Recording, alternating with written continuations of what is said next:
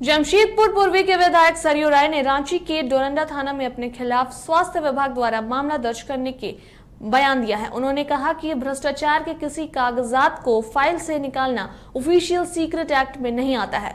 उन्होंने आरोप लगाते हुए कहा कि स्वास्थ्य विभाग को काली कमाई की लत लग चुकी है।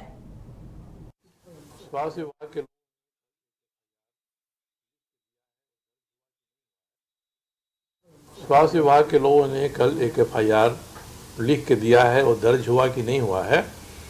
उनका कहना है कि जो ऑफिशियल सीक्रेट एक्ट है उस एक्ट में ये हमको दोषी करार देना चाहते हैं कि हमने इनके विभाग के फाइल से वो कागजात निकाल लिए जिससे उनके मंत्री का भ्रष्ट आचरण साबित होता है। तो भ्रष्टाचार के किसी कागजात को फाइल से निकालना ये ऑफिशियल सीक्रेट एक्ट में नहीं आता है और ऐसे मुकदमा करने से आगे ऐसा नहीं होगा कि उनके भ्रष्टाचार के कागज को उनका विभाग वाला कोई देगा नहीं, हमसे पूछेगा ना कि कौन दिया। तो एक तो जो ऑफिशियल सीक्रेट एक्ट है उसमें जो क्लासिफाइड डॉक्यूमेंट्स हैं, नक्सल के खिलाफ कोई अभियान चल रहा है साहब, उसका कागज मैंने लीक कर दिया। रिजर्व बैंक से कोई वित्तीय बात हो रही है सरकार की, उसको मैंने लीक कर दिया, तो ये आएगा सीक्रेट एक्ट से उल्लंघन होगा।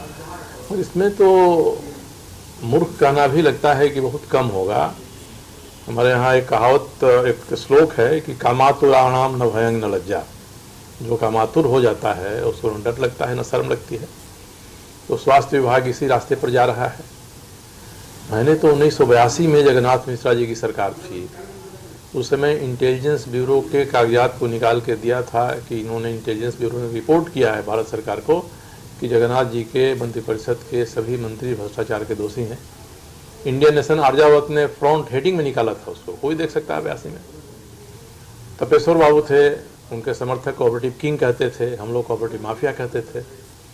सारे कागजात निकाल कर मैंने दिया। जो RK सिंह ऊर्जा मंत्री हैं वही MD थे बिस्कुमान के, और उन्होंने कार्रवाई की।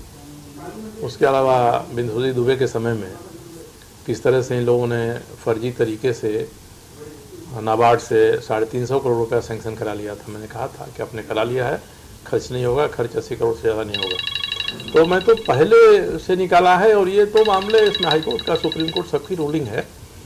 तो कोई जैसे कामातुर है, भय लज्जा नहीं रहती है, या हतोत्साहित है कि भाई हमारे खिलाफ इतनी चीज़ें हो रही हैं। तो मैं तो मानता हूँ कि स्वास्थ्य विभाग ने, उसके मंत्री ने मुझे निमंत्रण दिया है, मैंने निमंत्रण स्वीकार कर लिया है। अब निमंत्रण स्वीकार करने में आदमी जाता है तो लिफाफा में कुछ ना कुछ देता है शादी ब्याह में। तो बारागोड़ा में, चांडिल में, बनारस में कितनी ज़मीन, कितनी संपत्ति लिया है, सर्किल रेट संपत्ति का क्या है, बारागोड़ा का ज़मीन का कितना देकर आपने लिया है साहब, ये तो चीज़ें आएंगी ना। जहाँ 1 लाख रुपये डिसमिल बिक रहा है वहाँ आपने 2 लाख रुपये में 1 एकड़ खरीद लिया है। वहाँ क्या क्या बनाया है तो पैसा कहाँ से आया है, आपके आमदनी का स्रोत क्या है, ये तो बताएंगे स्वास्थ्य मंत्री श्रीमान बन्ना गुप्ता जी। तो ये सारी चीज़ें आएंगी तो ऑफिशियल सीक्रेट एक्ट के मुकदमे में या मानहानि करने वाले हैं उसके मुकदमे में मैं उनका निमंत्रण स्वीकार करके और सारी चीज़ों को उनको मैं चुकाऊँ।